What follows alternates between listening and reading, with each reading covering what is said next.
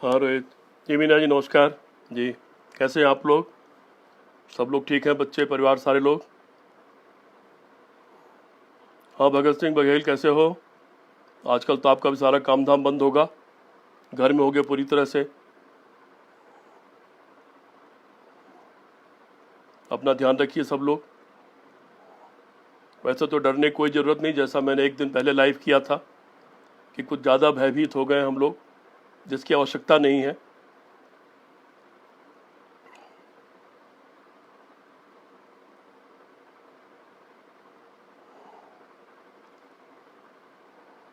मैं अच्छा हूँ रोहित। बस अभी शुरू करता हूँ, बहुत दिन से, कई दिन से सोच रहा था, लेकिन आता था बैठता था फिर मन नहीं बना पाता था। अन्यथा आजकल तो रोज़ ऐसा मौका है कि किसी न किसी विषय पर रोज़ बात होनी चाहिए। हाँ संजय सिंह जी, संजय राठी जी, आपका भी स्वागत है। नमस्कार।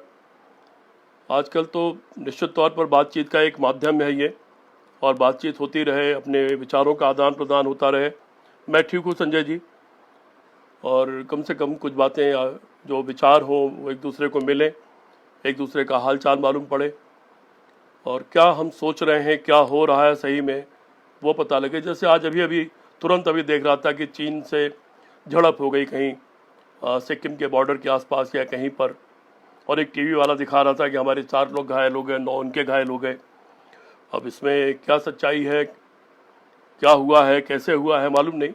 और टीवी और मीडिया पर आजकल विश्वास इतना ख़त्म हो गया है, वो क्या दिखाते हैं, क्या कहते हैं, सच क्या होता है, कि बहुत मुश्किल हो गया है कुछ, कि क्या क्यों दिखाया जा रहा है, क्या क्यों बताया जा रहा है, किस चीज़ के पीछे उद्देश्य क्या है, बहुत मुश्किल हो गया है।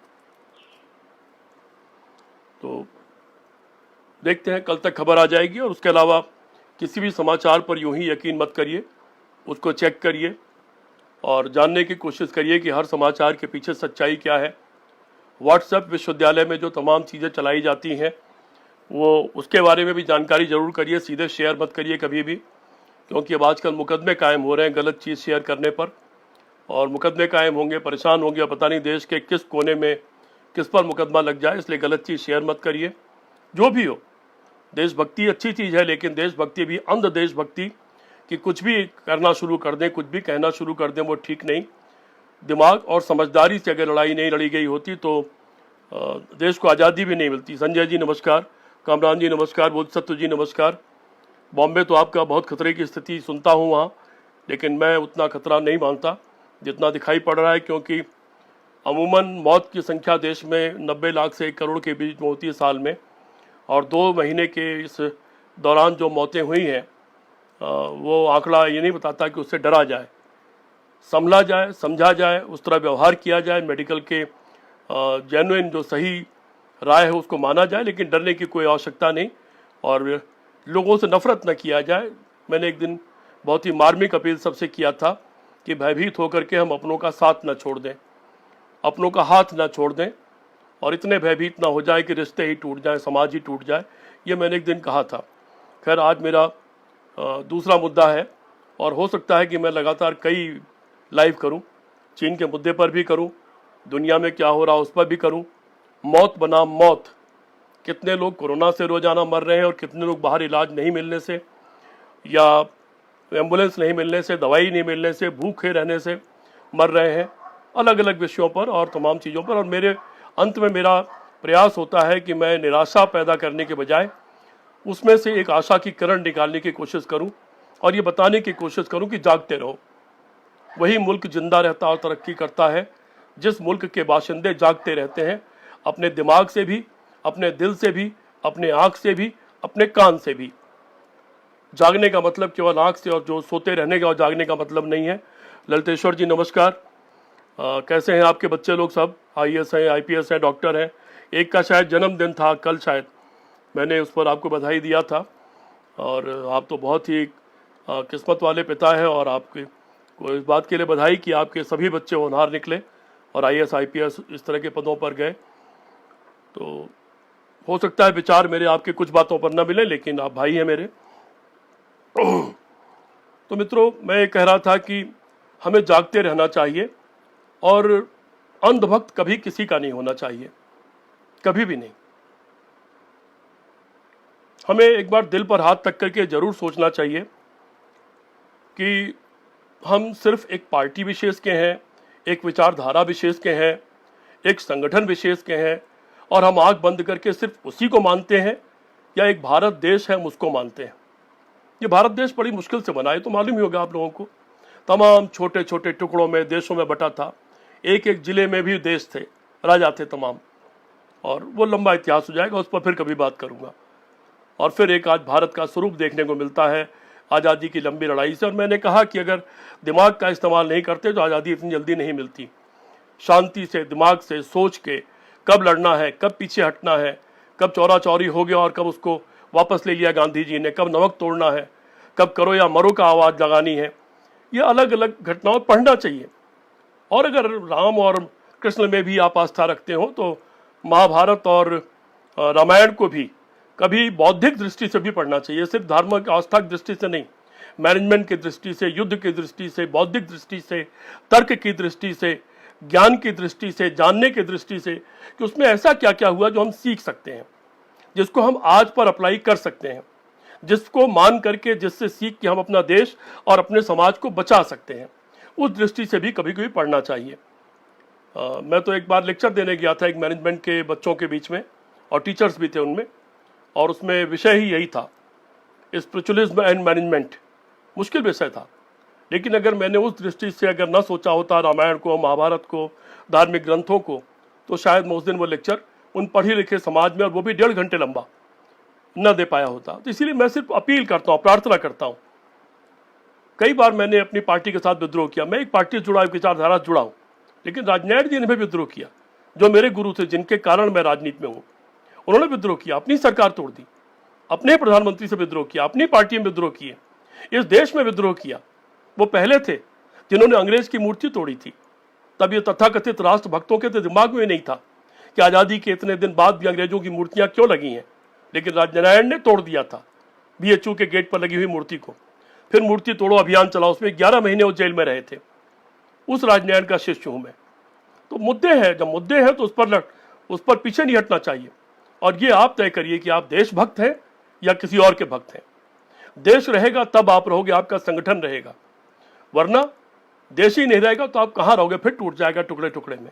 लाख कोशिश कर लो, ये बहुरंगी देश है, कन्याकुमारी से कश्मीर तक अलग अलग भाषा, बोली, कोस कोस में बोली बदले, मील मील पर पानी, क्या क्या कहा जाता है, इस तरह की कुछ कहावत गाँव में हम लोगों की थी। खैर, मुद्दा बदल जाएगा। मेरी अपील सिर्फ ये है कि जागते रहिए, आँख कान नाक दिमाग सबसे जागते रहिए, सूंघते रहिए, देखते रहिए, तर्क करते रहिए। बिना तर्क के कोई बात को स्वीकार मत करिए। कोई अंधे होकर के किसी चीज को व्हाट्सएप पर स्वीकार मत करिए, उसको भेजना मत शुरू करिए। गलत कर रहे हैं, बहुत बुरा हो रहा है, समाज बहुत बुरा बनता जा रहा है, बिखर जाएगा, बर्बाद हो जाएगा। मैंने कई बार शायद पहले भी लिखा है और पढ़ा है। एक दृश्य की चर्चा करके फिर मैं अपने मुद्दे पर आ जाऊंगा। वो दृश्य आप लोगों किसी को याद है क्या, कि एक बच्चा, जिसके बच्चा है कि बड़ा पता नहीं लगता, क्योंकि सिर्फ हड्डियों का ढांचा है, वो जमीन पर पड़ा है, उसकी आंखें बाहर निकली हुई हैं, मरने के कगार पर है, और उससे 10-15 फुट दूर बैठा हुआ एक गिद्ध लगातार उसे देख रहा है। क्या हुआ होगा वो तो आप जान सकते हैं। एक अंग्रेज फोटोग्राफर ने यह फोटो खींचा, और फोटो खींचने के बाद उसके फोटो को इनाम मिला दुनिया में, लेकिन उसने आत्महत्या कर ली। भावुक था। कोई भी लिखने पढ़ने की जमात का आदमी, कलाकार भावुक होता है, वो भावनाओं से चलता है, और जो भावनाओं से चलेगा वो इंसान की कद्र जानता होगा, इंसान की जिंदगी की कद्र जानता है। वो इंसान के लिए रोएगा, इंसान के लिए दुखी होगा, और इंसान के लिए हंसेगा भी। लेकिन जो भावनाओं में नहीं चलता होगा, जिसकी भावनाएं कहीं कैद होंगी किसी विचारधारा के दफ्तर में, किसी झंडे के दफ्तर में, किसी किताब के पन्ने में, वो इंसान नहीं हो सकता, वो कुछ भी हो सकता है। मैं जानता हूं ऐसे संगठन के लोगों को, वो आपके दोस्त नहीं हो सकते कभी, वो रिश्तेदार भी हो सकता है, आपका दामाद बना ले उसको आप, लेकिन मान लीजिए कि उसके संगठन से जिस दिन उसे आदेश मिल जाएगा कि आपकी हत्या कर दे, वो इतना बड़े अंधभक्त होते हैं कुछ संगठनों में लोग कि वो आपकी हत्या करने से नहीं चुकेगा। मैं किसी का नाम नहीं ले रहा हूं। इतने अंधभक्त इस देश में न बनाइए किसी को भी, बर्बाद हो जाएगा ये देश मेरा। बहुत मुश्किल से देश बना बढ़ा, आज इतनी बड़ी तरक्की करके इतनी बड़ी ताकत बना, दुनिया की 4 बड़ी अर्थव्यवस्थाओं में है, दुनिया की 4-5 बड़े सैन्य ताकतों में है और तमाम मामलों में दुनिया से टक्कर ले रहा है। इसको बर्बाद मत करिए, और बर्बाद न करने का एक ही तरीका है कि अंधभक्त किसी के मत बनिए। दिमाग से सिर्फ ये सोचिए कि समाज कैसे बचेगा, मानवता कैसे बचेगी, देश कैसे बचेगा और देश कैसे बढ़ेगा। बढ़ने का मतलब कैसे चिकित्सालय होंगे, कैसे स्कूल होंगे, विश्वविद्यालय होंगे, कॉलेज होंगे, स्कूल होंगे, कैसे तरक्की होगी, कैसे दवाइयां बनेगी, कैसे यहाँ की प्रकृति बचेगी।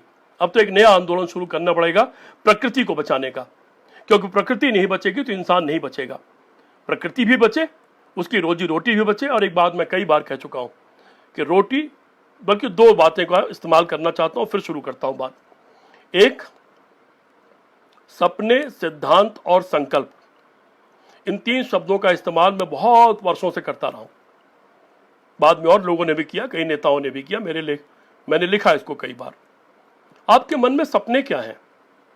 समाज के बारे में, देश के बारे में, अपने परिवार के भी तो बारे में सपने होते हैं कि मेरा परिवार कल कैसा होगा, मेरे बच्चे कैसे होंगे। आज मैं गांव के छप्पर में रहता हूं तो कल मेरा घर कैसा होगा अगर मैं इस लायक हो जाऊंगा। अगर मैं शहर में चला जाऊंगा तो मेरे पास घर या फ्लैट कैसा होगा, उसकी दीवारें किस रंग की होंगी। और आपकी सिर्फ कल्पनाएं और सपनों से नहीं बनती चीजें, उन सपनों को सिद्धांतों पर कसा होना चाहिए। सिद्धांत बताता है कि नीचे चौड़ी बुनियाद होती है, नींव होती है, फिर पतली होती जाती है, फिर उसके ऊपर उस तरह से ईंटें रखी जाती हैं आपने को कितनी मंजिल बनाना है। उसी तरह से उसमें लोहे का इस्तेमाल होता है, छत में भी और दीवारों में भी, या पिलर का इस्तेमाल होता है। उसके सिद्धांत बने हुए हैं कि बिल्डिंग भी बनानी है तो किस सिद्धांत पर बनेगी, कितने दिन चलेगी और कितनी ऊंची बन सकती है। ये सिद्धांत है। वही सिद्धांत लागू होते हैं समाज पर, परिवार पर और देश पर भी, कि हम किन सिद्धांतों पर चलें कि देश तरक्की करे। और तरक्की के मायने क्या है वो समझना पड़ेगा। तरक्की के मायने में अब पहला नंबर तो मैं समझता हूं प्रकृति को बचाने का आ गया है कि प्रकृति को कैसे बचाएं, पेड़ पौधों को, तालाबों को, कुएं को, नदी को कैसे बचाएं, खाद्य पदार्थों को कैसे बचाएं, शुद्धता को कैसे बचाएं, हवा को कैसे बचाएं। पहला नंबर शायद अब इसका आ गया है। फिर स्कूल, कॉलेज, चिकित्सालय, विश्वविद्यालय, वो प्रयोगशालाएं जिसमें उन चीजों पर प्रयोग हो कि भविष्य में कौन सी आपदा आने पर हम कैसे बच सकते हैं। हथियारों से ज्यादा जरूरी अब ये चीजें हो गई हैं और सारी दुनिया के लिए हो गई हैं। सपने, सिद्धांत और तीसरी चीज होती है संकल्प। आपके पास सपने भी हैं, आपके पास आपने सिद्धांतों पर सपनों को कस भी लिया, लेकिन फिर संकल्प होना चाहिए उसको पूरा करने का। अगर संकल्प नहीं होगा तो सपने भी बेकार और सिद्धांत भी बेकार। संकल्प होना चाहिए कि आपने जो सोचा उसको किया कि नहीं किया, समयबद्ध तरीके से किया या नहीं किया। ये सपने, सिद्धांत और संकल्प एक मेरा फार्मूला है। और दूसरा मेरा फार्मूला है, आदमी को, इंसान को कपड़ा चाहिए, सबसे पहले खाना चाहिए, जिंदा रहने के लिए खाना और पानी। फिर चूंकि समाज सभ्य हो गया है, छाल से शुरू हुआ था, पत्तों से शुरू हुआ था ढकना शरीर, अब कपड़ों से ढकता है, तो कपड़ा चाहिए शरीर ढकने के लिए, सभ्य कहलाने के लिए। बहुत महंगे ना हो लेकिन कपड़े होने चाहिए।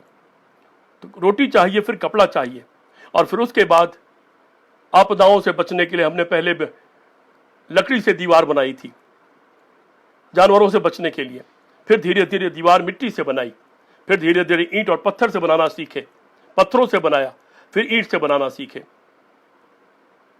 तो हमें एक छत चाहिए, लेकिन इसके बाद जो सब चीज मिलने के बाद जरूर चाहिए वो चाहिए उन्मुक्त हंसी।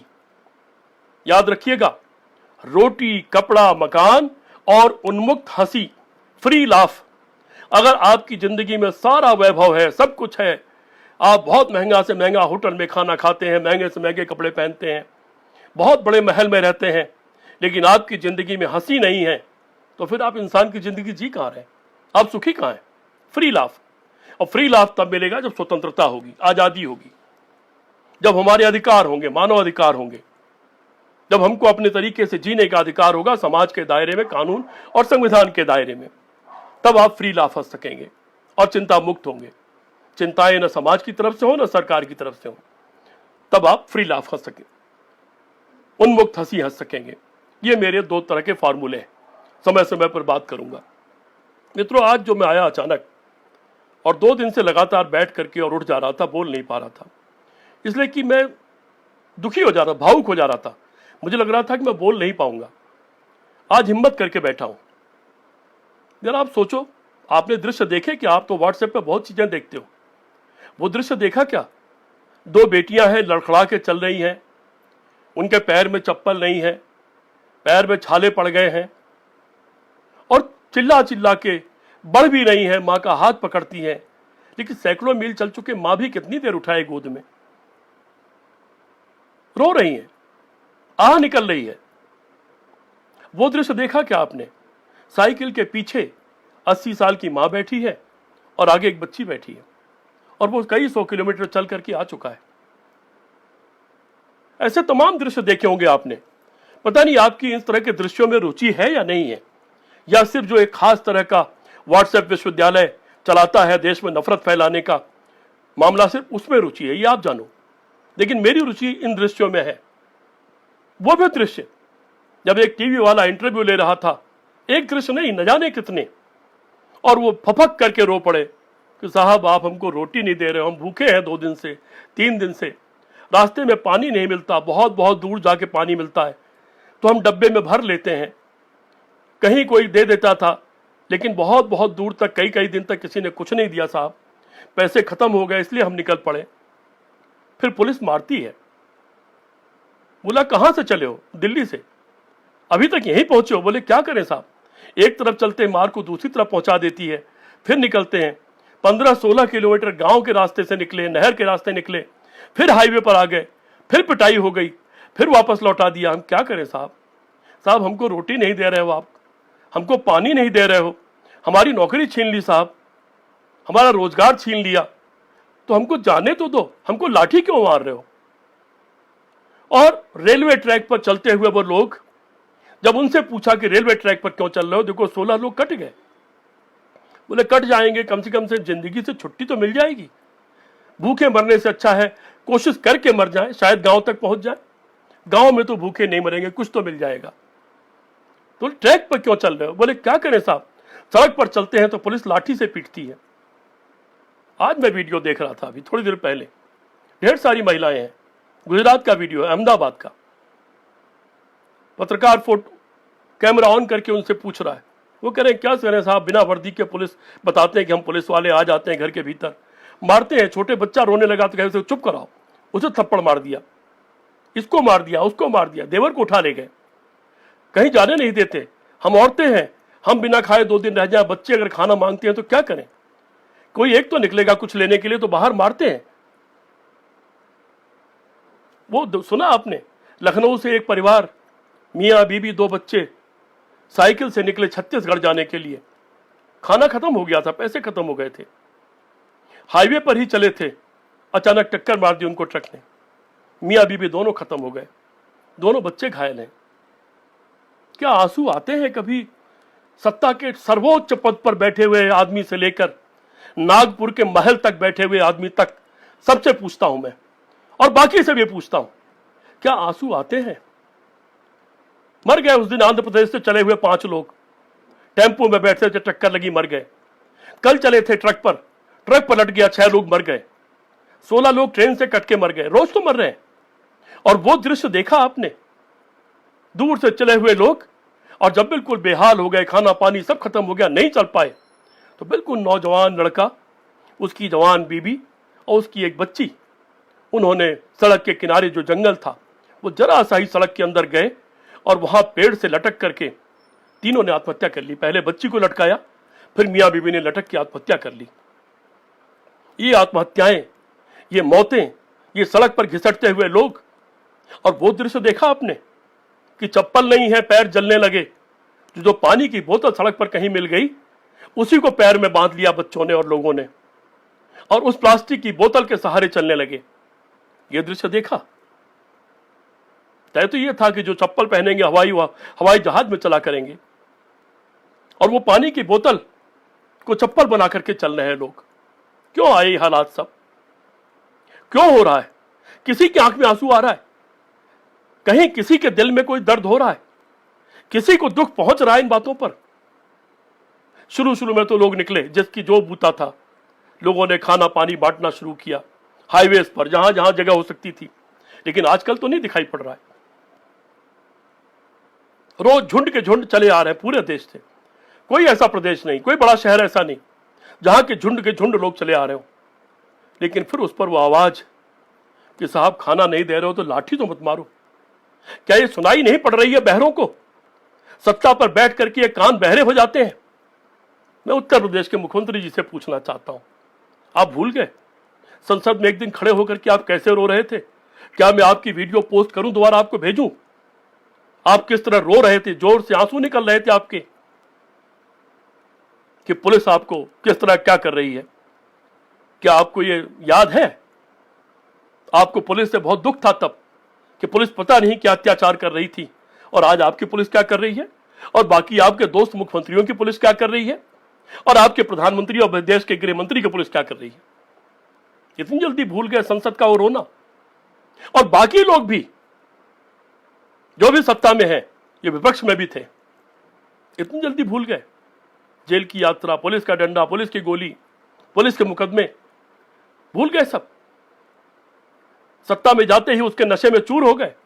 नहीं दिख रहे हैं मजदूर करोड़ों की तादाद में निकलते हुए, और आप समझ भी नहीं रहे हो कि इसका परिणाम क्या होने वाला है। और दुखी मत बता दिया, 3 दिन से मैं बैठ करके उठ जा रहा था, इसलिए कि उस बोलने के पहले गला भर जा रहा था, हिम्मत नहीं हो रही थी। मैं एक भावुक इंसान हूं। मैं एक खास विचारधारा के लोगों की तरह से केवल विचारधारा के दफ्तर में अपने दिमाग को कैद करके और दिल को कैद करके रहने वाला इंसान नहीं हूं। मेरे जानने वाले लोग जानते हैं कि मैं अपनी पार्टी, अपनी सरकार से टकरा चुका हूं मुद्दे पर। अगर हल्ला बोल हुआ तो उसका विरोध करने वाला इकलौता मैं था, पार्टी से निकाला गया था। कुछ दूसरे मुद्दों पर भी टकरा चुका हूं, खिलाफत कर चुका हूं, इसलिए कि मेरी आत्मा ने गवाही नहीं दी कि वो मुद्दे ठीक है, उचित नहीं माना मैंने। लेकिन क्या ऐसा भाव बाकी लोगों के मन में नहीं आता? क्या देश और इंसानियत से बाकी लोगों को प्यार नहीं है? क्या नहीं लगता कि ये देश के अपने लोग हैं? क्या आपको अंदाज है कि क्या होने जा रहा है? हमारे एक साथी हैं, बहुत बड़े पद पर हैं, उन्होंने एक दिन लिखा कि जब चुनौतियां आती हैं तो उससे नए रास्ते भी खुलते हैं। उन्होंने लिखा कि गांव में अब नए रास्ते खुलेंगे, गांव में अब रोजगार के नए अवसर पैदा होंगे, गांव में अब जाएंगे लोग और क्रांति कर देंगे बहुत बड़ी बड़ी, और वहां बड़े बड़े रोजगार शुरू हो जाएंगे। नहीं अंदाज है, हम शहर में बैठे हुए लोगों को अंदाज नहीं। मैं चूंकि गांव का हूं, गांव में पैदा हुआ, गांव में रहा, गांव में खेती है मेरी आज भी,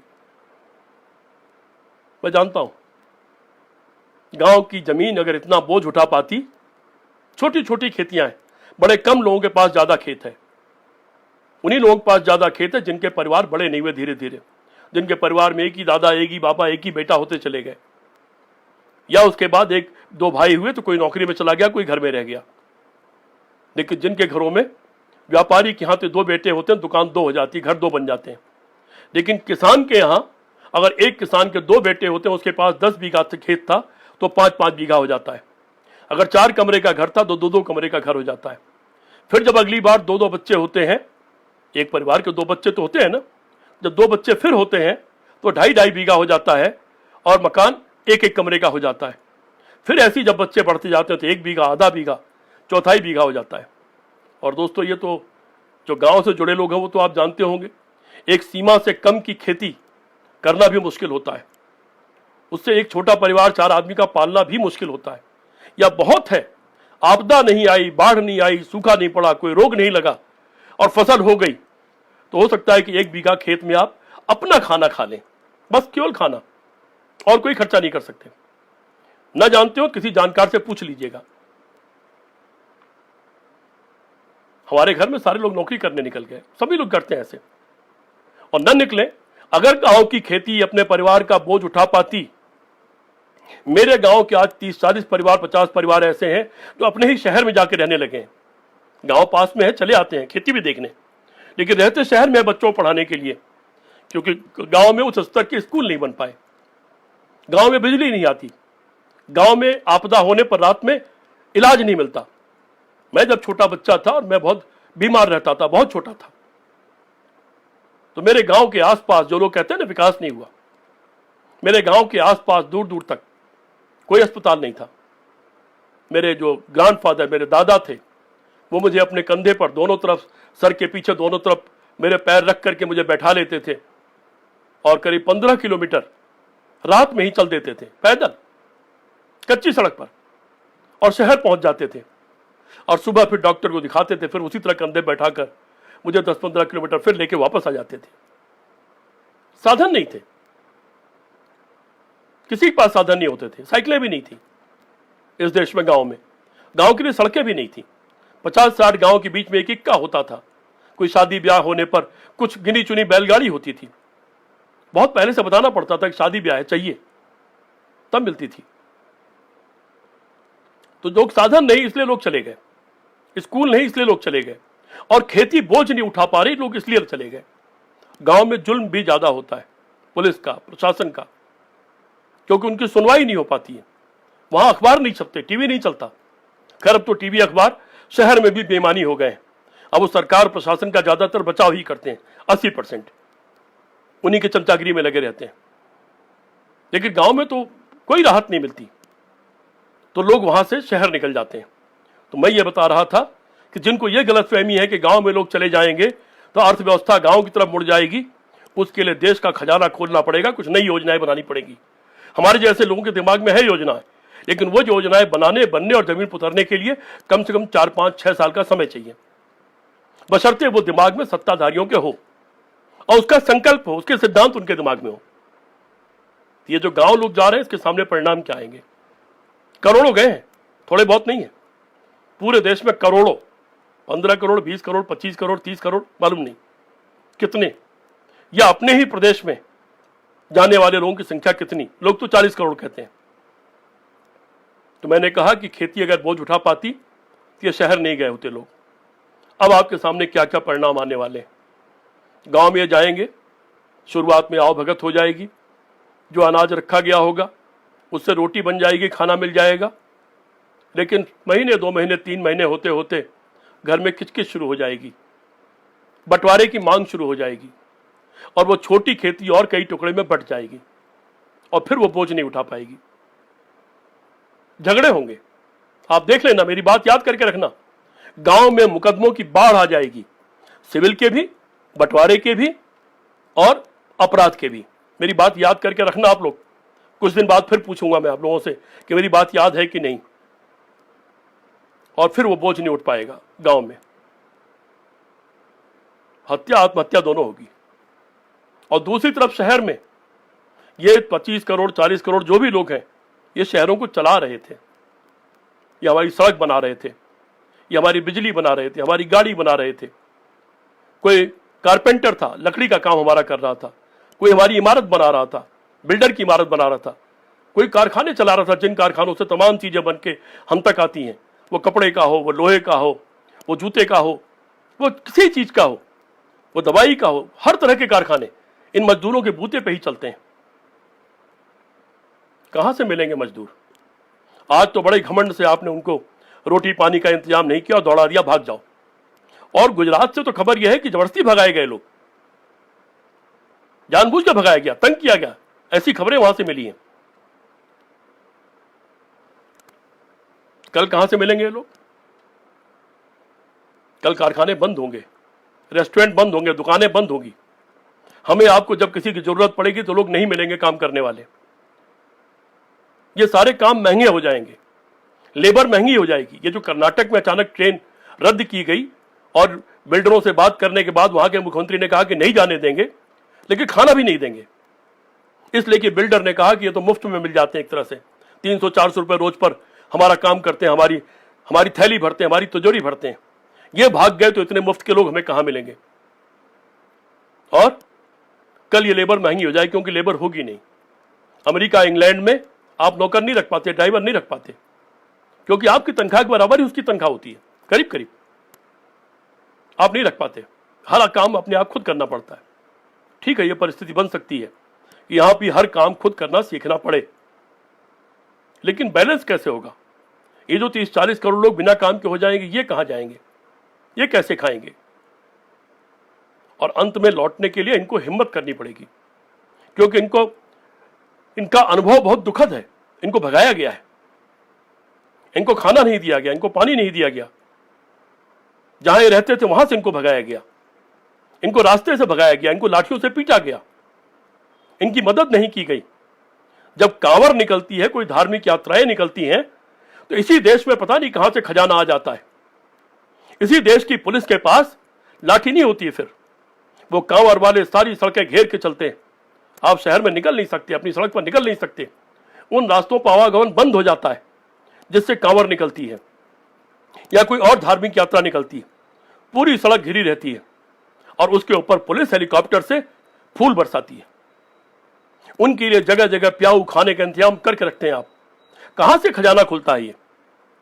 और अगर तब खजाना खुलता है कि हमारे आपकी जिंदगी चलाने वाले इन मजदूरों के लिए खजाना क्यों नहीं खुला? अरे मंदिरों के बाहर लाइन देख लो, मस्जिदों के बाहर लाइन देख लो, अजमेर शरीफ जैसी जगहों पर लाइन देख लो, कहीं चले जाओ, 80% तो ये गरीब ही खड़े होते हैं वहां। कुंभ के मेले में देख लो, 80-90% ये गरीब ही होते हैं वहां। धर्म कर्म में 4 रुपया 1 रुपया चौनी अठन्नी चढ़ाने वाले गरीब होते हैं। उस खजाने में इनकी भी देनदारियां हैं, इन्होंने भी दिया है, इनका भी योगदान है। वो खजाने क्यों नहीं खुले इनके लिए? देश की सरकार को 1,70,000 करोड़ रुपया पहले लिया रिजर्व बैंक से, फिर पता लगा कि 2 लाख करोड़ रुपए ले रही है। अमेरिका ने कितने लाख करोड़ दिया, वर्ल्ड हेल्थ ऑर्गेनाइजेशन ने दिया, विश्व बैंक ने दिया, दूसरे संगठनों ने दिया, पीएम केयर फंड में पैसा आया, 16 लाख करोड़ रुपया पेट्रोल महंगा बेच करके मिल चुका है। पूरे देश में केंद्र सरकार और प्रदेश सरकारों का 50 लाख करोड़ रुपए से ज्यादा का बजट है। अभी खर्च नहीं हुआ, बजट सबका अभी पास हुआ है फरवरी में। वो पैसा कहां गया? कहां खर्च हो रहा है? वो जांचें हो नहीं पा रही हैं। 10,000 में कितने लोगों की जांच हो रही है? जरा देख लीजिएगा। 1 लाख में कितने लोगों की जांच हो रही है? कितनों को इलाज मिल रहा है? और बिना इलाज के, बिना एम्बुलेंस के मरने वाले लोग ये कैसे मर रहे हैं? आप दावा कर रहे हो कि लोगों के घरों में सामान पहुंचा रहे हो, हमको तो कहीं दिख नहीं रहा। राजधानियों में दिख रहा होगा, लखनऊ में दिख रहा, वहां मेरी बहन ने बताया मुझे, लखनऊ में कॉलोनी में सामान पहुंचता है, जाके गाड़ी खड़ी हो जाती है, यहां तक एटीएम भी खड़ा हो जाता है, कभी कभी पैसे निकाल लो, लेकिन बाकी शहरों में तो नहीं हो रहा है। और एक बार जब पत्रकारिता में था मैं, तो मेरे एक हेड ने मुझे बात बताई थी। उन्होंने कहा था कि अखबार के मालिक के दरवाजे के सामने से निकलो, अगर वहां 2 इंच भी पानी हो तो आ करके एक बड़ा सा हेडिंग लगाओ, पूरा शहर जलमग्न, शहर में बाढ़ आई है। अगर अखबार के मालिक के दरवाजे की स्ट्रीट लाइट, खंबे की लाइट बुझी हुई हो तो आके लिखो अखबार में, पूरा शहर अंधेरे में डूबा। बिल्कुल यही ब्यूरोक्रेसी की स्थिति है जो अखबार में हमें सिखाया गया था। मालिक का और प्रधान संपादक का ध्यान रखो, उसके दरवाजे पे अगर कोई गड़बड़ है तो लिख दो पूरे शहर में गड़बड़ है। बिल्कुल ब्यूरोक्रेसी का भी वही नियत है। उसको भी शायद यही सिखाया गया है कि बस जो तुम्हारी नौकरी चलाता है, जो तुमको पोस्टिंग देता है, या जो उससे शिकायत कर सकता है, तुम्हें हटा सकता है, उसका ध्यान रखो। वहां चकाचक रखो, वहां चादरें बदलनी चाहिए। आगरा की उस जैन लड़की की तरह नहीं जो 24 घंटे से ज्यादा समय तक अपने मल मूत्र और खून से भीगी हुई पड़ी रही, और जब सोशल मीडिया पर तमाशा ज्यादा होने लगा, ज्यादा तैरने लगी बात किए, और लगा कि कोई सुनवाई भी हो सकती कहीं, तब शायद उसको देखने कोई डॉक्टर गया। रोज तो हो रहा है, कल ही तो हुआ है। आगरा के लेडी लॉयल जो महिलाओं का अस्पताल है, उसके सामने 3 औरतों ने सड़क पर बच्चे पैदा किए, बेटियां पैदा की। रोज हो रहा है। आगरा का वो बिक्री कर अधिकारी रिटायर्ड, जो अब किसी प्राइवेट कंपनी के बड़े पद पर था, इस अस्पताल उस अस्पताल चक्कर काटता रहा, इलाज नहीं मिला, मर गया। 9 दिन की वो बच्ची, इलाज नहीं मिला, मर गया। मैं आगरा में रहता हूं इसलिए आगरा की बात कर रहा हूं।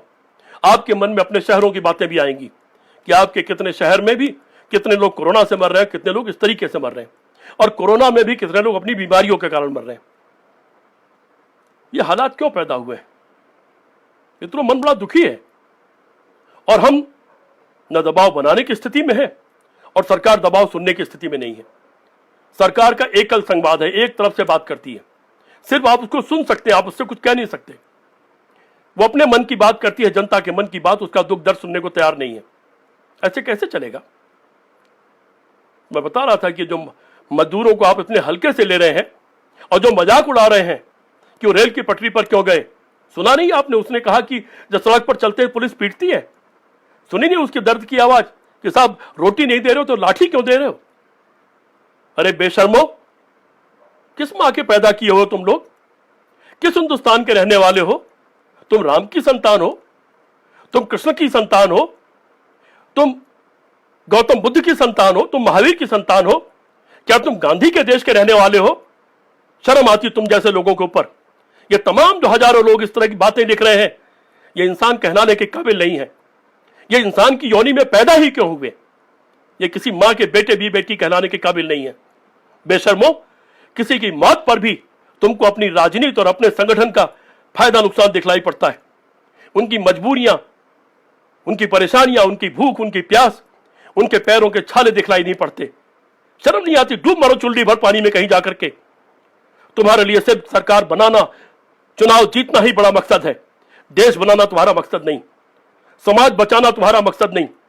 तुम्हारा मकसद सिर्फ चंद बड़े पूंजीपतियों की रक्षा करना, चंद बड़े पूंजीपतियों को महान बनाना।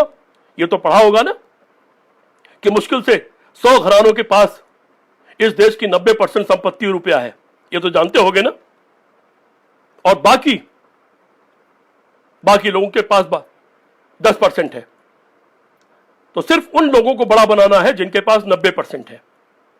सिर्फ वो भारत है और बाकी लोगों को जुमले बांटने हैं। शर्म नहीं आती? अभी भी अगर शर्म आ सके, बातें फैल सकें, ये बातें आप लोग भी चला सको, पूरे देश में ये बातें फैल सकें, दुख दर्द लोग समझ सकें, देश की सरकारें संवेदनशील हो सकें, तो पहले तो लाठी रखवाओ, सड़कों पर से पुलिस हटाओ, जिसको जहां जाना जाने दो। तुम नहीं दे सकते हो ट्रेन, तुम नहीं दे सकते हो बस, नहीं दे सकते हो खाना, मर जाएंगे रास्ते में, जैसे अब तक सैकड़ों मर गए। लेकिन उनको लाठी से मत मारो, उनको जलील मत करो, उनको जाने दो। या हो सके जरा भी शर्म हो तो इनकी वोटों से ही सरकार बनी है ये, उनके लिए खाने पानी, एक बार सारी ट्रेनें चला दो, चलने दो सब ट्रेनें, जा तो वैसे भी रहे वो। तुमने जब दारू की दुकानें खोली, करोड़ों लोग निकल पड़े, मीलों लंबी लाइन लग गई। तुमको नहीं समझ में आया कि डिस्टेंसिंग क्या होती है? ये सारी डिस्टेंसिंग गरीब आदमियों के लिए दिखलाई पड़ रही है, मजदूरों पर दिखलाई पड़ रही है। आपको सारी परेशानी गरीबों से है कि गरीब बीमारी फैला रहे हैं, जबकि यह बीमारी अमीरों ने फैलाई है, यह बीमारी आपने फैलाई है। मैंने पहले दिन कहा था कि सिर्फ थोड़े से लोग जो विदेश से आए हैं, सरकार अपने खर्चे पर उनको होटल में रख दे, बड़े हॉस्पिटल में रख दे, उनको देखे, उनका इलाज करे। जो उनमें से 14 दिन 21 दिन बाद कोई प्रॉब्लम नहीं, उनको घर भेज दी जाए। कोई नया आदमी मिलता जाए, उसको फिर उनको होटल में रख दीजिए। सरकार के 100 200 300 400 500 करोड़ रुपए खर्च हो जाते, लेकिन पूरा देश चलता रहता। मैंने पहले दिन कहा था देश को चलने दो, थोड़े लोग हैं, थोड़े लोगों के लिए पूरे देश को बंद मत करो। लेकिन सरकार के पास न ये सोच है, न ये चिंता है, न चिंतन है, नई दृष्टि है, पूरे देश को बंद कर दिया। दूसरा, मैंने कहा था कि ब्यूरोक्रेसी के बूते पर चीजें नहीं चल पाएंगी। प्रशासन का एक स्वभाव है, उसको आप एक दिन में बदल नहीं सकते। पुलिस का एक स्वभाव है, उसके बूते पर आप नहीं चला सकते। आप लाठी मार सकते हैं, आपदा काल में लाठी की नहीं, राहत की जरूरत होती है। दुख दर्द में सहलाने की जरूरत होती, लाठी मारने की और जेल में बंद करने की जरूरत नहीं होती। लेकिन यह समझ एक खास तरह के लोगों के पास नहीं है। उनका तो खास उद्देश्य बस उतने के लिए चल रहे हैं, उतना ही कर्म है, उतनी ही सोच है, उतना ही चिंतन है, उतना ही भविष्य का ज्ञान है, उतना ही संकल्प है, उतना ही सिद्धांत है, उतना ही सपना है। इसलिए दोस्त, जो भी हो, क्या आप लोग दुखी नहीं उन हालातों से?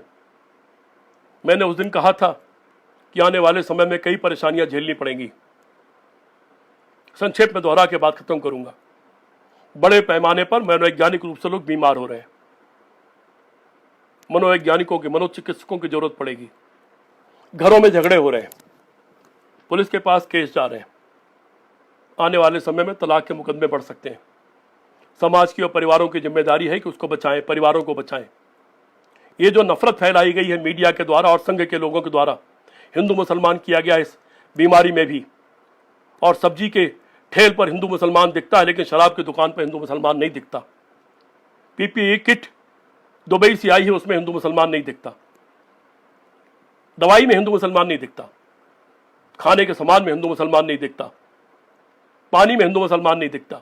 सब्जी के ठेल पर हिंदू मुसलमान दिखता है। इसके बुरे परिणाम इस देश को भुगतने पड़ेंगे। ये नफरत इस देश को बड़ी बुरी जगह पर ले जाएगी। तीसरा, मैंने कहा था कि जब ये लॉकडाउन खुलेगा, बहुत बड़े पैमाने पर लोग बेरोजगारी की मार झेलेंगे, तनख्वाह घटने की मार झेलेंगे, उनकी ईएमआई नहीं भरी जा रही होगी उसकी मार झेलेंगे, और तरह तरह के धक्के लगेंगे।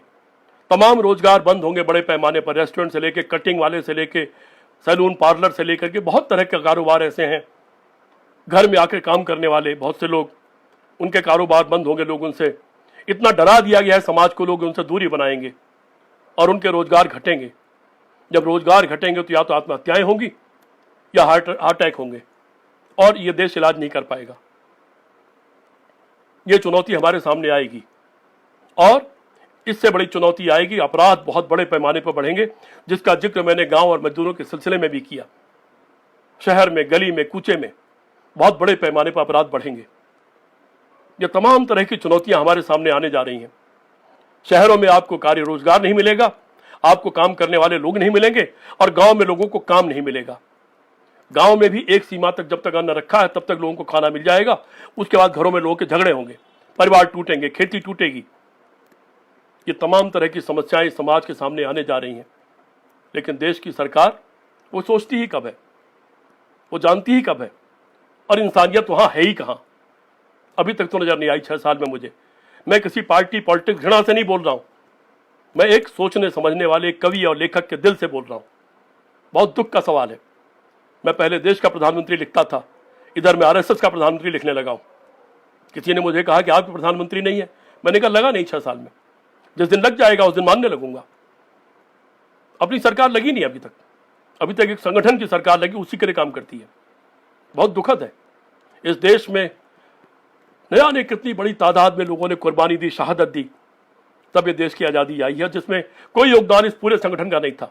इसकी गद्दारी की सारी कहानियां तो पढ़ी होंगी आपने, न पढ़ी हो तो गूगल पे जाके पढ़ डालिए, ढेरों किताबें हैं उसमें पढ़ डालिए, सब पढ़ डालिए। और उस मुश्किल से इतनी कुर्बानियों से मिली आज़ादी, और आज आज़ाद भारत को बर्बाद करने की सारे इंतजाम हो रहे हैं। इस पर हर समझदार आदमी को दुखी होना चाहिए, और इस पर चेतावनी देना चाहिए, इस पर समझाना चाहिए, इस पर इन्हें रोकना चाहिए। और अगर आप उसी संगठन के हैं तो संगठन में बैठकर बात करनी चाहिए कि भाई इंसान को जिंदा रहने दो, देश को जिंदा रहने दो, इस देश की आज़ादी को जिंदा रहने दो, इस देश के संविधान को जिंदा रहने दो, इस देश के सम्मान को जिंदा रहने दो, इस देश के स्वाभिमान को जिंदा रहने दो, इस देश के गांव को जिंदा रहने दो, किसान को जिंदा रहने दो, मजदूर को भी जिंदा रहने दो, पूंजीपति भी जिंदा रहे, हमें कोई ऐतराज नहीं। ये सब जिंदा रहेंगे तो पॉलिटिक्स तो होती रहेगी, सरकारें बनती रहेंगी, बिगड़ती रहेंगी। अटल जी का याद है कि नहीं याद है? सरकारें आएंगी और जाएंगी, वो भी देख लीजिएगा गूगल खोल करके, आप ही के नेता थे। तो दोस्तों बहुत दुखी है मन, कुछ कर नहीं सकते हम, आप बड़े साधारण लोग हैं। बहुत होगा किसी को 2, 4, 5 किलो 10 किलो गेहूं अनाज दे, हम तो बड़े साधारण लोग अपने ही काम चलाते हैं बड़ी मुश्किल से। नाम हो सकता है लेकिन है साधारण लोग। ये मदद तो सिर्फ सरकार कर सकती है, धर्मस्थल कर सकते हैं, या ये जो बड़े संगठन देश का और दुनिया का सबसे बड़ा संगठन होने का दावा करते हैं, जो कई कई लाख लोगों को 2-2, 3-3 दिन तक कहीं रख करके कैंप लगा करके खिला पिला लेते हैं, टेंट लगा लेते हैं, सारे काम कर लेते हैं, वो कर सकते हैं। उनके पास बहुत पैसा है, नंबर 1 में, नंबर 2 में, पूरी दुनिया से पैसा मिलता है। मैं अमेरिका गया था, वहां हमारे एक मित्र उनके डॉक्टर साहब के हमें रुका हुआ था, आगरा के रहने वाले। उन्होंने बताया कि हर साल इतने डॉलर फला संगठन को देते हैं। मैंने क्यों देते हैं? बोले उन्होंने बताया कि वो गरीब बच्चों को पढ़ाते हैं इस पैसे से। देखा आपने कहीं पढ़ाते हुए? आपके किस बच्चे की फीस किसी संगठन ने दी है? लेकिन अमेरिका में मुझे कई लोगों ने, उन्होंने नहीं बताया, फिर बाद में मुझे औरों ने भी बताया। फिर जब कोलंबस में मैं वहां के मंदिर में गया और वहां तमाम लोगों से बात की दिवाली के दिन, वहां भी कई लोगों ने कहा फलां संगठन बहुत अच्छा काम कर रहा है, तमाम गरीबों को पढ़ा रहा है, तमाम गरीबों का इलाज करा रहा है, तमाम गरीबों के बच्चे पैदा करा रहा है, तमाम गरीबों के घर बनवा रहा है। इस तरह की चीजें दुनिया के दूसरे देशों में है और वहां से बहुत बड़ा अमाउंट, बहुत बड़ी धनराशि संगठन विशेष को मिलता है। आप उस संगठन के हो तो जरा पूछ लीजिए कि क्या मिलता है, क्या क्या इस्तेमाल होता है। इसी में इस्तेमाल कर दीजिए। देश के हैं, इस देश के ही नागरिक हैं और हिंदू भी हैं भाई।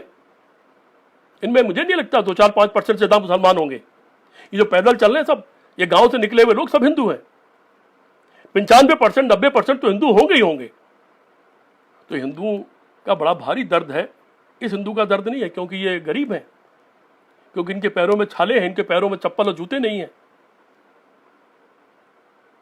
इनके चेहरे दिखलाई नहीं पड़ते, इनकी घिसटती हुई बच्चियां, छोटे छोटे बच्चे दिखलाई नहीं पड़ते, आत्महत्या करते लोग दिखाई नहीं पड़ते, ये मरते हुए लोग दिखलाई नहीं पड़ते, ये भूखे लोग दिखलाई नहीं पड़ते।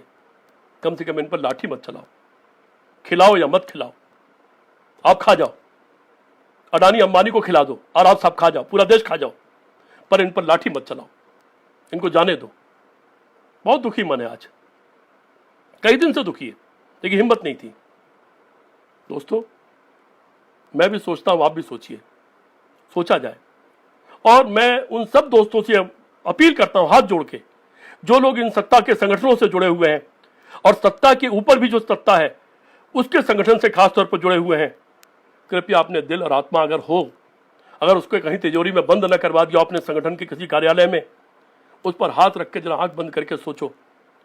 कभी उन छाले में चलती हुई बच्चियों को देखकर अपने घर में छोटे बच्चों की तरफ जा देख लो एक बार, क्या उनकी शक्लों में वो दिख रही हैं? क्या वो ट्रेन से कटे हुए चेहरों को देखो और अपने घर के चेहरों को देखो, क्या कोई शक्ल उससे मिलती दिख रही है? क्या ये आत्महत्या करने वाले उस नौजवान, उसकी बीबी, छोटी बच्ची, उसके चेहरे को देखो और अपने परिवार के और रिश्तेदार के चेहरे को देखो, क्या कोई चेहरा उसमें ऐसा दिख रहा है? क्या ये भूखे प्यासे तमाम लोग, उनकी आवाजें सुनो, उनका दर्द सुनो। क्या उस दर्द में कहीं कभी आपको भी कोई दर्द हुआ हो जीवन में? क्या उस दर्द का याद आ रही है? क्या पुलिस की पिटाई देखो, फिर आप भी देखो, क्या आप भी कभी पुलिस से पिटे थे? क्या किसी आंदोलन में, धरने में, प्रदर्शन में, विपक्ष में रहने में? क्या आप पर भी कभी मुकदमे लगे थे? क्या आप भी कभी धरना प्रदर्शन में भूखे रह गए थे? क्या आप भी पुलिस ने उठा करके आपको ले जाके शहर के बाहर 20-25 मील दूर कहीं छोड़ आई थी और वहां साधन नहीं मिला था, पैदल चल के अपने घर वापस आए थे? क्या जरा बस याद कर लो, हम सब ने यह झेला है, याद कर लो। और फिर अगर आपके दिल जाग जाए, आत्मा जाग जाए, अगर आप इंसानियत थोड़ी जिंदा बची हो आपके अंदर, सिर्फ संगठन के गुलाम ना हो, सिर्फ अपने संगठन के, क्या क्या शब्द कहूं, अगर इंसान हो तो आत्मा को ततोड़ कर देखो, फिर अपने संगठन में बहस छेड़ो और हिम्मत हो तो विरोध करो, खड़े हो उठ के और कहो यह देश मेरा है, कहो ये सारे इंसान मेरे हैं, कहो ये सारे गरीब, किसान, मजदूर, ये भाई बहन मेरे इसी देश के हैं और हिंदू हैं। आप खाली हिंदुओं के लिए लड़ते हो ना, यही कहो कि हिंदुओं की लड़ाई लड़नी है, ये हिंदू है सब, इनको बचाना है, इनको खाना पहुंचाना है, इनको घर पहुंचाना है। एक साथ हजारों ट्रेन चला दो, एक दिन में करोड़ों लोग निकल सकते हैं, घरों पहुंचाओ, लेकिन साथ में यह भी सोचो कि कल क्या होगा। और न समझ में आता हो हमारे जैसे अज्ञानी और छोटे लोगों से, साधारण लोग हम लोग हैं, हम जैसों से ही बात कर लो। सुनते हैं कि आपके मंत्रियों के फोन जाते हैं, कुछ पत्रकारों को, कभी किसी को, क्या हाल है। कभी हम जैसे लोगों को 1 घंटा बात कर लो, हम बताते हैं क्या करना है। हम तो बहुत अज्ञानी साधारण आदमी हैं, ज्ञानी बहुत भरे हैं, दिल्ली में ही बैठे हुए हैं, उन्हीं से पूछ लो। और बेहतर हो तो आपदा प्रबंधन के बारे में देश के संविधान में पूरा वर्णन है, उसके कानून है। एक दिन एक पूर्व मंत्री उस पूरे चिट्ठी को लेकर बैठे थे, एक एक धारा पढ़ के सुना रहे थे, किस धारा में क्या कहा गया है। लेकिन आपके लिए तो संविधान कूड़ा है, संविधान की किताब को तो आपने उठा करके रख दिया किसी कोने में। संविधान को तो आप मानते नहीं, इस देश की आत्मा को आप मानते नहीं, इस देश के लोकतंत्र को आप मानते नहीं, क्योंकि उसको मानते तो उस कानून को ही मानना पड़ता, जो आपदा कानून, जिसमें एक एक चीज का ब्यौरा है, कुछ नहीं छोड़ा गया है, पहले ही लोग लिख गए, उसको मानते, सबका सहयोग लेते, सर्वदलीय कमेटी बनाते, स्वास्थ्य की कमेटी बनाते,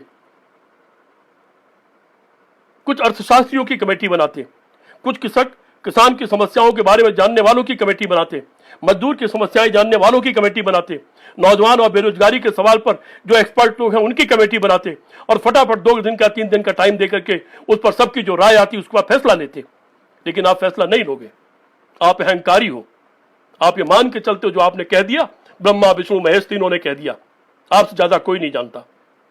जो आपने कह दिया, अचानक उठ के रात को सो के उठे, नींद टूटी और कुछ भी कह दिया, बस वही ब्रह्म वाक्य है। आप नहीं मानोगे। मर रहे हैं तो मर जाए, भूल जाएंगे कुछ दिन बाद, फिर हिंदू मुसलमान कर लेंगे, फिर पाकिस्तान कर लेंगे, एक झड़प कर लेंगे, पुलवामा कर लेंगे, कुछ और कहानी सुना देंगे, चल देगी व्हाट्सएप पे कहानियां, जाग जाएगा देश, पड़ जाएगा वोट, और वोट ही अंतिम सत्य है। जैसे ईश्वर अंतिम सत्य होता था वैसे ही इस सरकार के लिए वोट अंतिम सत्य है। यह कल्पना नहीं की होगी किसी ने भी, भगत सिंह ने, चंद्रशेखर आजाद ने, सुभाष चंद्र बोस ने, महात्मा गांधी ने, किसी ने नहीं की। जवाहरलाल नेहरू के सामने भी जब मेरे नेता राममनोहर लोहिया चुनाव लड़े, वो केवल 59 पोलिंग बूथ पर जा पाए थे, और उस 59 पोलिंग बूथ पर जब उन पर सभाएं हुई थी, जवाहरलाल नेहरू उस 59 बूथ पर चुनाव हार गए थे। जवाहरलाल नेहरू भी आचार्य नरेंद्र देव के खिलाफ उन्होंने एक साधारण सा उम्मीदवार खड़ा कर दिया, बहुत साधारण, अनजान सा, कि वो जीत जाए। वो चाहते थे कि सारे लोग चुनाव जीतें, जो महत्वपूर्ण है उनकी संसद में सेवाएं मिले, उन्होंने पूरी कोशिश की और ऐसे तमाम लोगों के खिलाफ साधारण उम्मीदवार खड़े किए। लेकिन ये सब आप लोगों के बस की बात नहीं। ये समझना, इसको जानना, इसको पहचानना, ये चिंतन, ये आपके बस की बात नहीं। आप तो बस चले तो 543, 543, उत्तर प्रदेश में 403, ये सब के सब जीरो कर दो सबको, एक भी नहीं, कोई नहीं रहेगा। क्योंकि हमको एक गोलवलकर साहब की किताब में लिखा है वही राज लाना है। कोई नहीं बचता, कोई नहीं बचा आज तक। इतने बड़े बड़े किले खड़े हैं दिल्ली से लेके और हिंदुस्तान के कोने में, उनके खानदाने, उनके लोग, कोई रिक्शा चलाता मिला, कोई चाय बेचता मिला। इतने बड़े बड़े लोग हुए दुनिया में, हिटलर हुआ, मुसोलिनी हुआ, यानी कौन कौन हुए, बड़े बड़े लोग, नाम नहीं याद लोगों को, कुछ नहीं। अंत में नाम वो याद रहते हैं, कोई अच्छा कर जाते हैं। और अच्छा मतलब जो इंसानियत के लिए कर जाते हैं, जो इंसान बना जाते हैं, जो इंसानों का भला कर जाते हैं, जो इंसानों की जीवन की रक्षा कर जाते हैं, जो देश का बड़ा और अच्छा बना जाते हैं, जो समाज के भविष्य के लिए काम कर जाते हैं, सिर्फ वो लोग याद रहते हैं। सब कुछ तो मिल गया, अब इससे ऊपर क्या मिलेगा किसी को? प्रधानमंत्री जी, मैं आपसे ही पूछता हूं, क्या ये छोटी बात है? इतने बड़े लोकतंत्र का दोबारा प्रधानमंत्री बन जाना, और क्या चाहिए? अब तो सिर्फ वो करना चाहिए जिससे लोग अच्छे से नाम लें। हमारे जैसे लोग आज इस तरह का लाइव न कर रहे होते। हम वादा करते हैं आपसे, एक काम तो करिए इस तरह का जिसमें लगे कि आपका इंसानियत में यकीन है, हिंदुस्तानियत में यकीन है, हिंदुस्तान के भविष्य में यकीन है, हिंदुस्तान की तरक्की में यकीन है, हिंदुस्तान को बचाने और बनाने में यकीन है।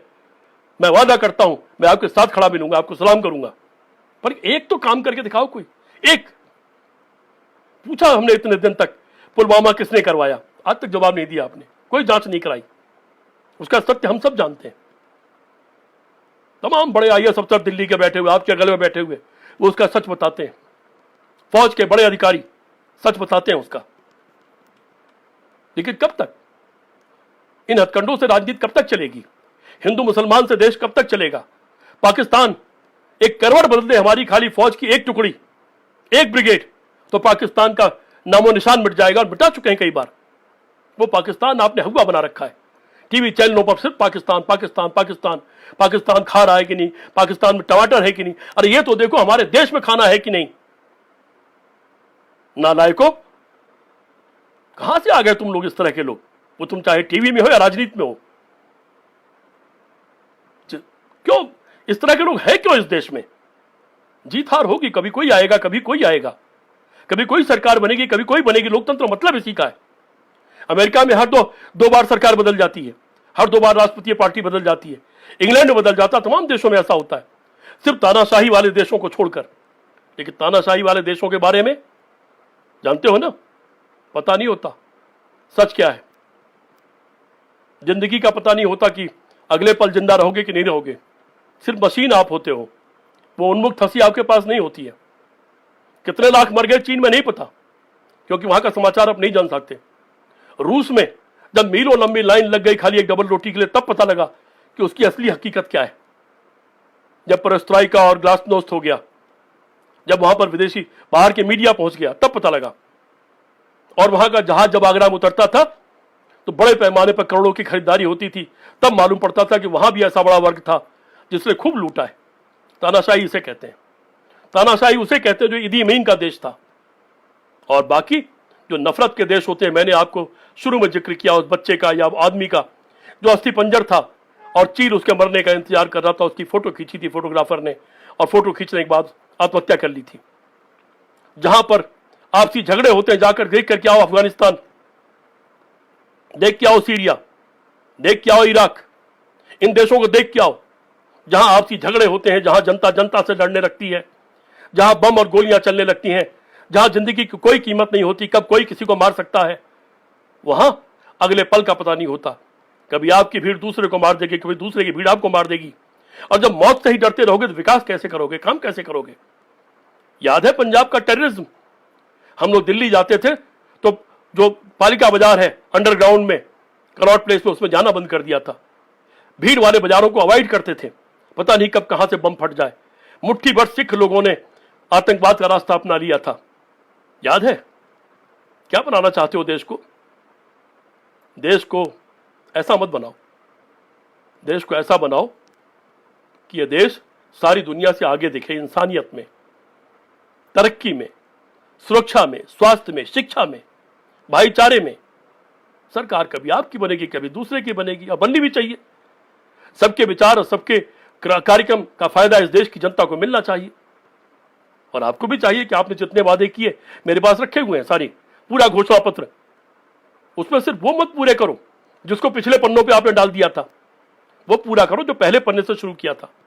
सारे भाषण उठा लो अपने, सारे भाषण फिर से सुनो, और मन की बात के बजाय मैं तो अपील करता हूं देश के प्रधानमंत्री जी से, आप अपनी वो सारी बातें सुनाओ जो आप प्रधानमंत्री नहीं थे तब आप बोलते थे। प्लीज, हाथ जोड़ के प्रार्थना है मेरी, अपने वो सारे भाषण सुनाओ देश की जनता को दोबारा। सारे टीवी पर कंपलसरी करो कि आपके वो भाषण सुनाए जाएंगे, आप भी सुनो, थोड़ा शर्माओ और फिर वो करो जो आपने कहा था। देखो हम आपको सलाम करते हैं कि नहीं, इस देश के करोड़ों लोग आपको सलाम करते हैं कि नहीं, जो कहा था वही करो, लेकिन उसको पहले सुनवाओ, सबको फिर से सुनवाओ। हम सबके पास तो है, लेकिन हम ज्यादा लोगों को सुनवा नहीं सकते, थोड़े लोगों को सुनवाते हैं। इसलिए ये जो गांव, गरीब, किसान, मजदूर का दर्द है, यहां तक कि हम जैसे मिडिल क्लास लोगों का भी दर्द है, इसको जरा सोचो। जनता से आपने क्या कहा? नौकर चाकर को मत निकालना, उसकी तनख्वाह मत काटना, किराया मत लेना, पड़ोसी की मदद कर देना, रास्ते चलते हुए लोगों को खाना खिला देना, इत्यादि इत्यादि। और आपने क्या किया? सबकी जेब से पैसे काट लिए। पीएम केयर फंड वो कहां जा रहा है नहीं मालूम, कोई खबर नहीं। आप ही का एक भाषण आज मैं देख रहा था जिसमें आपने कहा ये जो दिल्ली की सरकार है ये खर्चा कहां कर रही है, इसका हिसाब जनता को मालूम होना चाहिए कि नहीं होना चाहिए। भाइयों और बहनों, ये आपका भाषण मैं आज ही सुन रहा था,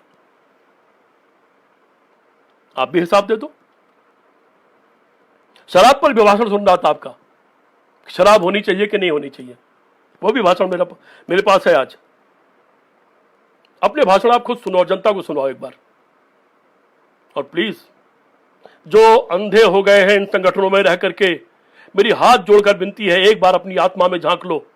और जैसे मैंने अपनी पार्टी में हल्ला बोल पर बहस की थी और कहा था ये गलत है और उसका विरोध किया था, सामने खड़े होकर के फ्रंट पे आके विरोध किया था, उसी तरह से अगर आप इंसान हो, अगर आप राम की संतान हो, कृष्ण की संतान हो, मैंने अभी जिक्र किया था, अगर आप भगत सिंह को मानते हो, चंद्रशेखर आजाद को मानते हो, अगर आप बिस्मिल को मानते हो, गांधी को मानते हो, सुभाष को मानते हो, किसी को भी मानते हो, तो इस देश से प्यार करो, इस देश की मिट्टी से प्यार करो, इस देश के इंसानों से प्यार करो। देश का मतलब बाउंड्री नहीं है, ये जमीन और मिट्टी नहीं है। देश का मतलब कन्याकुमारी से कश्मीर तक और पूर्वोत्तर से लेकर के गुजरात के आखिरी कोने तक, वहां तक के ये 135 करोड़ इंसान है। इनसे प्यार करो, इनके लिए काम करो, इनको मत तोड़ो, इनको जोड़ो, इनका इस्तेमाल करो, इनको तरक्की दो, इनके भविष्य की चिंता करो। मैंने एक बात और कही थी, आप राम की संतान हो तब, सिर्फ राम का नाम लेने से या राम की मर्यादा से? अगर आप कृष्ण की संतान हो तो, राम की संतान होते तो ऋषि मुनियों पर अत्याचार होता था, ऐसा कहा जाता है, इसीलिए उनका वनगमन हुआ। उन्होंने किनको इकट्ठा किया? गरीब गुरबा, जो कहा था ना बानर रीछ, बानर रीछ थोड़े रहे होंगे, वो गरीब इंसान रहे होंगे, उनको बानर रीछ आपने कह दिया। काले पीले रंग के गरीब गुरबा लोग जिनके शरीर पर कपड़े नहीं रहे होंगे, उनको आपने बानर और रीछ न जाने क्या क्या कह दिया। जिसने सबरी का पेट खा करके उसको सम्मान दिया कि सबरी तुम भी हम इंसानों में हमारे बराबर हो, जिसने अहिल्या का उद्धार किया जो पाषाण के समान हो गई थी, उससे कहा नहीं उठो बहन, तुम बहन हो, तुम्हें शर्माने की पत्थर बन के रहने की जरूरत नहीं, जिंदा इंसान की तरह जियो। अगर राम की संतान हो, अगर राम की संतान, राम ने तो गरीबों का इस्तेमाल करके रावण को परास्त कर दिया। इन्होंने ही पुल बनाया था उनके लिए, यही लड़े थे उनके लिए, इन्होंने ही रास्ता दिखाया था उनको, इन्होंने ही रास्ता बताया, इन्होंने ही लड़ाई लड़ी, कोशिश की और रास्ता बताया सीता जी किधर हो सकती हैं, किस रास्ते से गई हैं। और कृष्ण की संतान हो तो जानते हो कृष्ण को, कृष्ण वो जो सबके थे, जिस मां को ने पैदा किया उसका लोग नाम जाने या ना जाने, पालने वाली का नाम जानते हैं। जिस पिता की संतान थे उनका नाम जाने या ना जाने, पालने वाले पिता का नाम लोग जानते हैं। पत्नी का नाम लोग जाने या ना जाने, दोस्त का नाम लोग जानते हैं। उनके भाई का नाम लोग जाने या ना जाने, पर उनके दोस्त सुदामा का नाम लोग जानते हैं। वो कृष्ण जिसने चुनौती दी थी इंद्र को, बोले इंद्र तो खाता नहीं, उसे क्यों खिलाते हो? मैं खाता हूं, मेरे पेट है। जिस देवता को के पेट नहीं, वो खाता नहीं, जो सिर्फ सूंघता है, उसे क्यों देते हो? लाओ मुझे दो, मैं खाऊंगा। बताया जाता कृष्ण कुपित हो गए, बोले कोई बात नहीं, मैं हूं। और उंगली का मतलब पुरुषार्थ, उंगली का मतलब हिम्मत, उस पर उठा लिया था उन्होंने अपनी जनता की रक्षा का प्रण, और उससे अपनी रक्षा की थी अपनी जनता की। इंद्र के सामने खड़े हो गए थे। तो कृष्ण इंद्र के सामने खड़े हो सकते हैं गलत बात के लिए, जनता पर जुल्म और जाति और अत्याचार के लिए, लेकिन आप अपने संगठन के सामने खड़े नहीं हो सकते। तो आप ना आप राम की संतान हो, इन गरीबों को अगर मरते हुए कटते हुए देख रहे हो ट्रेन से, इनके पैरों में छाले पड़ते हुए देख रहे हो, उन बेटियों को लड़खड़ाते हुए चलते हुए देख रहे हो, औरतों की इज्जत टूटते हुए देख रहे हो। सुना आपने मध्य प्रदेश का वो किस्सा? आंध्र प्रदेश से आने वाली दो औरतें मजदूर ने, एक पत्रकार ने उनसे पूछा कि खाना है तुम लोग पास? बोले नहीं है, पैसे दे दो, हमारे साथ जो चाहे करना चाहो कर लो, लेकिन पैसे दे दो, हमारे पास कुछ नहीं बचा है। ये सुनने के बाद थोड़ी शर्म आई? अरे एक सीता के ऊपर रावण को की लंका जला के खाक कर दिया था राम ने, और कृष्ण द्रौपदी की साड़ी खींची गई थी भरी सभा में, तो भारत को महाभारत में बना दिया था, महाभारत में तब्दील कर दिया था कृष्ण ने। तुम उस कृष्ण की संतान सचमुच हो क्या? राम की संतान सचमुच हो क्या?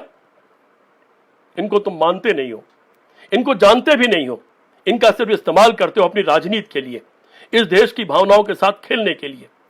तुम बुद्ध की संतान भी नहीं हो। बुद्ध की संतान जिनका अभी नाम लिया था 3 दिन पहले, बुद्ध की संतान होते तो मन में करुणा होती, भावना होती, दया होती, करुणा होती। जब किसी बुढ़े को देखकर उनको लगा कि ऐसा भी इंसान हो सकता है क्या, किसी अपाहिज को देख करके उनको लगा कि ऐसा भी हो सकता है क्या, और करुणा जागी, त्याग दिया राजपाट सब और बुद्ध बन गए। बुद्ध की संतान होते तब भी करुणा होती, महावीर की संतान होते तो चीटी पर भी पैर ने रखे ऐसी कोशिश होती है, तब भी करुणा होती। लेकिन न बुद्ध की संतान, न राम की संतान, न कृष्ण की संतान, न महावीर की संतान, और गांधी की संतान तो हो ही नहीं सकते। उनसे तो बड़ी घृणा है आपको। शरीर मार दिया, विचार नहीं मार पाए, दुनिया में फैल गया, बहुत घृणा है उनसे।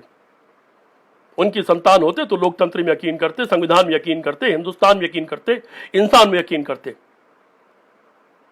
किसकी संतान हो फिर? इस देश के तो यही महापुरुष हैं।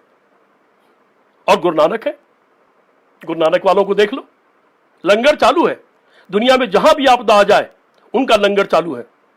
मैं तमाम लोगों का देख रहा हूं, वो कह रहे हैं कि अगर हमने पीएम का जो केयर फंड है उसमें भेजने के बजाय किसी गुरुद्वारे में दे दिया होता तो लोग शायद भूखे नहीं मरते।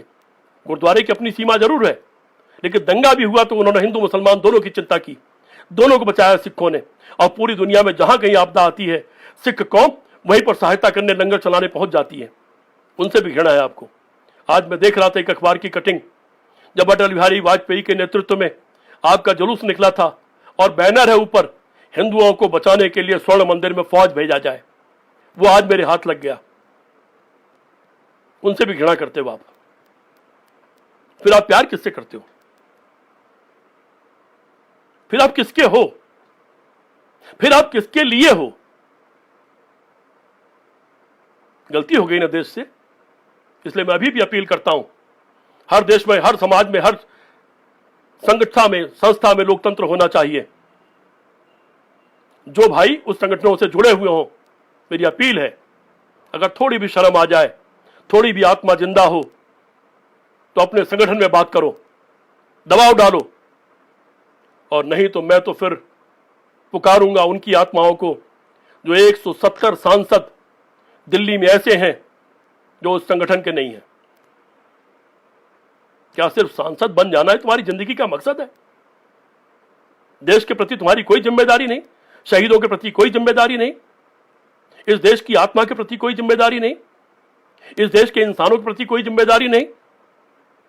लेकिन बात बड़ी हो जाएगी, क्योंकि जब आदमी भावना में बहता है तो बोलता चला जाता है। और मैं इस वक्त दुखी मन से भावना में ये बातें कर रहा हूं, लेकिन दिमाग काम कर रहा है। मैं वो भावना वाला नहीं हूं जो संगठन वाले लोग हैं, जो सिर्फ उतना ही जानते हैं जितना इनको सुबह बता दिया जाता है। उसके अलावा न कुछ जानते हैं न कुछ करते हैं। और हाँ दोस्तों, चलते चलते इतना जरूर बता दूं, ये जो संगठन है ना, बहुत भारी देशभक्त, इनके तमाम लोगों को मैं देख रहा हूं, जहां मौका लग रहा है इस आपदा में भी ब्लैक मार्केटिंग करने से नहीं चूक रहे हैं। इस पर मैं पहले लिखता रहा हूं, मैं चूंकि जानता हूं इनके लोगों को, बहुत लोगों को पहचानता हूं, आप लोग भी पहचानते होंगे अपने अगल बगल। सारा राष्ट्रभक्ति कुछ दूर तक सीमित रहती है, धंधे में फिर वो कहीं विलुप्त हो जाती है।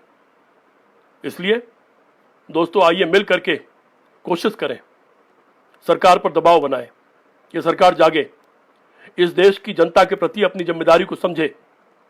इस देश के खजाने में जितना पैसा आया है दुनिया से, जो रिजर्व बैंक से पैसा इसने लिया है, जो पेट्रोल से 16 लाख करोड़ रुपया इसने कमाया है, जो पीएम केयर फंड में पैसा आया है, जो अन्य तरीकों से इसको पैसा मिल रहा है दुनिया से, वो सारे पैसे का कल हिसाब बताएं देश के प्रधानमंत्री, और उसका खजाना तुरंत खोलें। प्रदेश सरकारों को वहां की आबादी के अनुपात में यह सारा पैसा तुरंत बांटें। प्रदेश सरकारें जिले में यह पैसा तुरंत भेजें। ये तमाम किसान और मजदूर, जितनी बड़ी संख्या जहां पर है, उसी अनुपात में उन तक पैसा पहुंचाया जाए। उनके घर में पैसा पहुंचेगा, वो खरीदेंगे, वो जिंदा रहेंगे, वो भूख से मरने से बच जाएंगे, दवाई से मरने से बच जाएंगे। सारे अस्पताल तुरंत खोले जाएं, सारे डॉक्टरों को तुरंत परमिशन दिया जाए कि वो इलाज कर सकते हैं, उनको डरे बिना लोगों का इलाज करने का आदेश दिया जाए, बल्कि परमिशन भी नहीं, आदेश दिया जाए कि जो जिसका इलाज करता है वो उसका इलाज वही करेगा। अस्पताल किसी को लौटाएंगे नहीं, उनका इलाज करना पड़ेगा। एम्बुलेंस किसी को मना नहीं करेंगी, उनको ले जाना पड़ेगा। सारे बाजार को खुलने दीजिए। लोग जानते हैं सोशल डिस्टेंसिंग क्या होती है, लोग खुद अपने आप उतनी दूरी मेंटेन करके रखेंगे। और मैंने पहले दिन कहा था, आज फिर पूछ लेता हूं कि क्या 10-15 लाख लोगों को हम इस देश में से अलग करके कहीं नहीं रख सकते सुख सुविधा के साथ? वैसे नहीं जैसे मेरे आगरा में क्वारंटाइन सेंटर है, जेल से बदतर, नर्क से बदतर, वैसे नहीं। इस खजाने में से पैसा निकालिए, लोगों को अच्छे अस्पतालों में, बड़े अस्पताल जितने हैं उनमें रखिए, जिनको नहीं कुछ है उनको होटलों में रखिए, 21 दिन का खर्चा करिए और बाकी पूरे देश को चलने दीजिए। छिटपुट केस आएंगे, अगर आप उनको एक अलग तरफ ले जाएंगे, केस बढ़ने बंद हो जाएंगे। ये मैंने पहले दिन कहा था, तब मुश्किल से 1-1.25 लाख लोगों को ले जाना पड़ता, अब ज्यादा से ज्यादा 15 लाख लोगों को ले जाना होगा, 10 से 15 लाख। इतने बड़े देश में मैं तो यह मानता हूं, अगर आप ये कह दो कि 21 दिन बाद सब नॉर्मल हो जाएगा, तो होटल और हॉस्पिटल शायद बहुत कम पैसा लेकर के खुद अपनी तरफ से बहुत, तो फ्री में, टाटा जैसे लोग और तमाम लोग फ्री में तैयार हो जाएंगे। बहुत से फिल्मी भी ऐसे लोग हैं जिन पर पैसा है, वो कहेंगे इतना पैसा हम दे देंगे या इतना खर्चा हम उठा लेंगे। उनको अलग करके पूरे देश को खोलिए और चलने दीजिए। इन गरीबों को, किसानों की चिंता करिए। और देश का खजाना इनका है, आपका नहीं है। आप उसके मालिक नहीं है, आप उसके ट्रस्टी हैं। गांधी जी का ट्रस्टीशिप का सिद्धांत लोगों के लिए था कि जो आपके पास अतिरिक्त धन है वो इस समाज का है। तो ये तो सचमुच समाज का धन है, इसके आप मालिक बनने की कोशिश मत करो। इस पैसे को इस समाज के लिए खर्च करो और तुरंत इसका खोलो, इसका मुंह खोलो। लेकिन आप एक रोज नया कोई एक ऐप ले आते हैं, पता नहीं उसमें आपकी क्या भावना होती है। रोज एक कोई नया कानून ले आते हैं। आज आपने मजदूरों पर कानून लाद दिया कि 12 घंटे काम करेंगे और उनकी कोई सुरक्षा नहीं रहेगी। उनके जो सुरक्षा के 50 साल में लड़ाई लड़ने के बाद, सर्वोच्च न्यायालय तक लड़ने के बाद जो कानून बने थे, आपने इसकी आड़ में 1 मिनट में खत्म कर दिया और उन गरीबों की रोजी रोटी पर खतरा पैदा कर दिया। वो 8 घंटे तक के बाद के बजाय 12 घंटे काम करेंगे और उनको मनमर्जी के हिसाब से पूंजीपति पैसा देगा। आप केवल पूंजीपतियों के लिए काम कर रहे हो, थोड़ा शर्म करो। ये कानून भी वापस लो और ये सब काम तुरंत होने चाहिए। मेरी अपील है भाजपा और आरएसएस से जुड़े हुए तमाम साथियों से, अगर आपकी आत्मा हो, आप सचमुच में देशभक्त हो, किसी कोने में देशभक्ति के 1% भावना हो, वैसे तो है नहीं, आप केवल अपनी संघ भक्ति में रहते हो, लेकिन अगर हो तो अपने संगठन पर विचार करो, चर्चा करो। जैसे मैंने अपनी पार्टी में विद्रोह किया था गलत बात पर विद्रोह करो और देश के लिए विद्रोह करो। इस देश को बचाओ, इंसानों को बचाओ। जय हिंद।